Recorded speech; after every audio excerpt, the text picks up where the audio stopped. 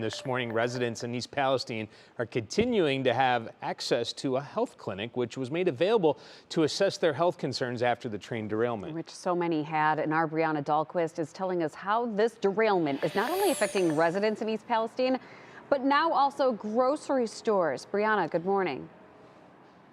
Yeah, good morning, Maureen. Yes, Dave. Listen, it happened 3 weeks ago, and although it happened 3 weeks ago since this trail derailment, residents in East Palestine are just now being able to get access to health care with those free clinics that opened up yesterday around the afternoon hour. Now, residents have said that they are experiencing symptoms like headaches, shortness of breath, coughing, and even fatigue. Governor Mike DeWine says Norfolk Southern should be held accountable for the aftermath of the February 3rd train derailment.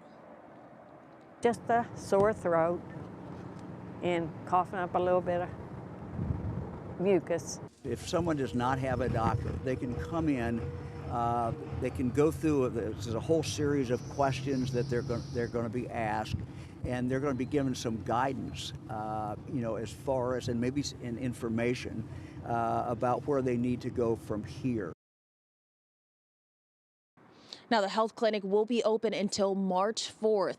Also, in addition to the health clinic, Giant Eagle is stopping production of any bottle of water that is occurring 25 miles from East Palestine. So that gallon-sized water at Giant Eagle is now not being in production. Guys, back to you.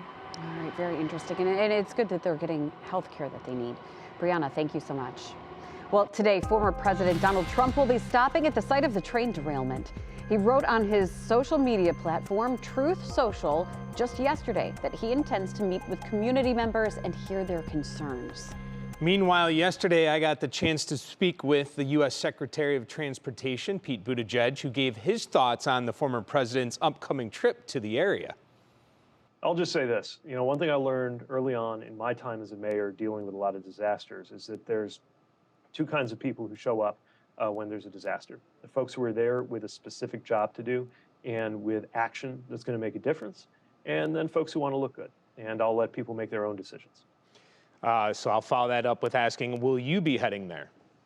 I am planning to come. I've been careful to respect the independent role of the NTSB and stay out of their way. But we're now entering the phase where it's about policy. It's about what my department does, which is ensuring that there's a high standard for these railroad companies. And I think an important part of that process is to be with the residents of East Palestine, to hear their stories, and to talk about the action that we're taking right now. And we still do not have a time or location for the former President Trump's appearance, but schools in East Palestine will be closed today.